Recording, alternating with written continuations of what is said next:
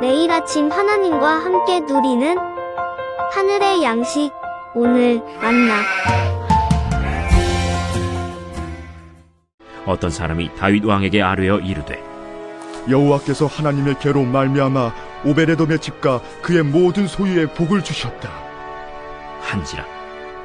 다윗이 가서 하나님의 궤를 기쁨으로 메고 오벳에돔의 집에서 다윗 성으로 올라갈새 여호와의 궤를 맨 사람들이 6걸음을 가매 다윗이 소와 살찐 송아지로 제사를 드리고 다윗이 여호와 앞에서 힘을 다하여 춤을 추는데, 그때 다윗이 배 에봇을 입었더라. 다윗과 온 이스라엘 족속이 즐거이 환호하며 나팔을 불고 여호와의 궤를 메어오니라. 여호와의 궤가 다윗 성으로 들어올 때 사울의 딸 미갈이 창으로 내다보다가 다윗 왕이 여호와 앞에서 뛰놀며 춤추는 것을 보고 심중에 그를 업신여기니라. 여호와의 궤를 메고 들어가서 다윗이 그것을 위하여 친 장막 가운데 그 준비한 자리에 그것을 두매 다윗이 번제와 화목제를 여호와 앞에 드리니라. 다윗이 번제와 화목제 드리기를 마치고 만군의 여호와의 이름으로 백성에게 축복하고 모든 백성 곧 온 이스라엘 무리에게 남녀를 막론하고 떡 1개와 고기 1조각과 건포도 떡 1덩이씩 나누어 주매 모든 백성이 각기 집으로 돌아가니라. 다윗이 자기의 가족에게 축복하러 돌아오매 사울의 딸 미갈이 나와서 다윗을 맞으며 이르되, 이스라엘 왕이 오늘 어떻게 영화로우신지, 방탕한 자가 염치 없이 자기의 몸을 드러내는 것처럼 오늘 그의 신복의 계집종의 눈앞에서 몸을 드러내셨도다. 이는 여호와 앞에서 한 것이니라. 그가 내 아버지와 그의 온 집을 버리시고 나를 택하사 나를 여호와의 백성 이스라엘의 주권자로 삼으셨으니 내가 여호와 앞에서 뛰놀리라. 내가 이보다 더 낮아져서 스스로 천하게 보일지라도 내가 말한 바 계집종에게는 내가 높임을 받으리라. 한지라.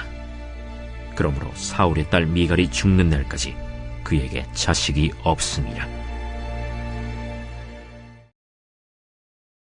다윗은 하나님의 언약궤를 다윗성으로 옮기는데 실패합니다.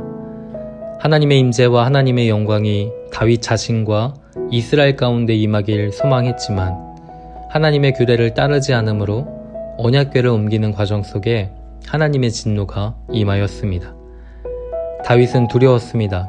언약궤에 손을 대었던 우사가 죽게 되자 하나님의 궤로 인한 또 다른 진노가 임하게 될까 다윗은 두려웠던 것이죠. 그러나 언약궤는 징계를 위한 도구가 아니었습니다. 하나님은 다윗의 왕조가 말씀 위에 서기를 원하였죠.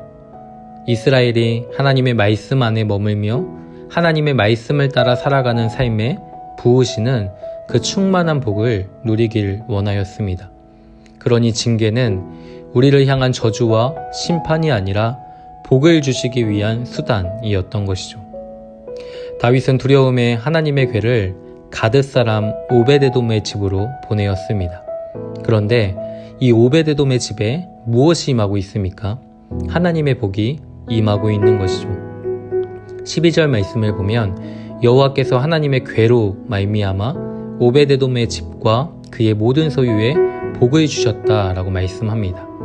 이 소식을 다윗이 전해 듣게 됩니다.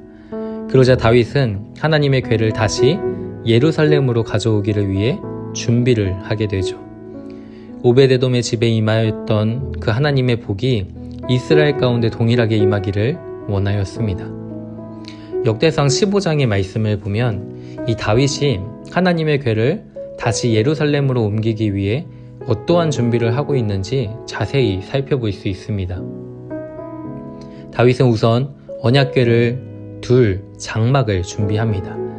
그리고 율법에 따라 하나님의 궤를 운반할 제사장들과 레위인들을 성결케 하여 준비시키고 노래하는 자들과 각종 악기를 연주할 자들을 찬양 대원으로 세웁니다.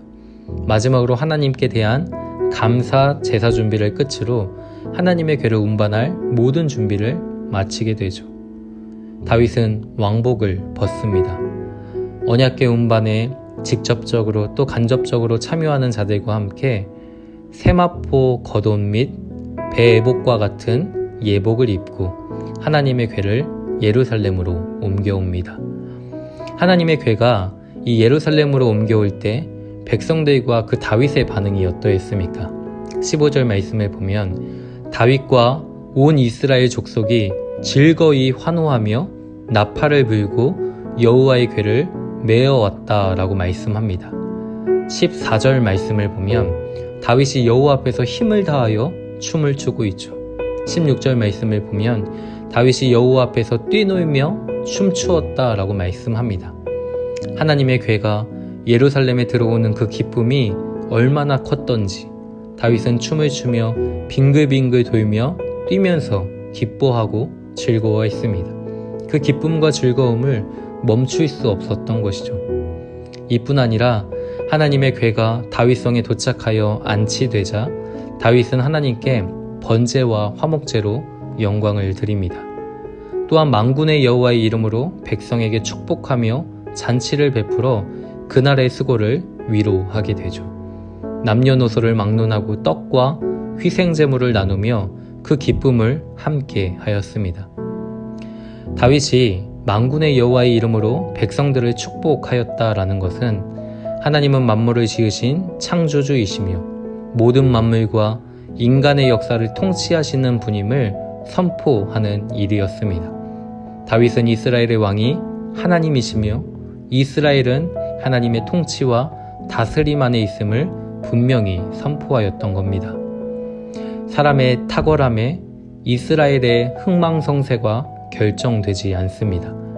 번제와 화목제가 보여주듯 이스라엘은 하나님의 희생으로 세워지고 유지되는 나라이죠.